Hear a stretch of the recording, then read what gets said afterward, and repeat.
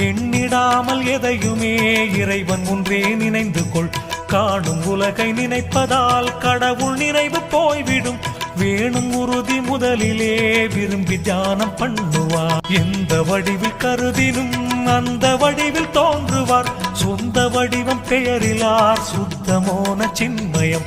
இன்பமான ஒரு பொருள் இருக்குதுந்தன் நெஞ்சிலே. அன்பு கொண்டு தேடினால் அளவில்லாத சுகமடி. எங்குமுள்ள கடவுளை இதய குகையில் காணலாம். இங்கு கண்ட பிறகுதான் இருப்பதெல்லாம் அவன் மயம். எண்ணமறியும் சாட்சியாய் இறைவன் உன்னுள் இருக்கிறார்.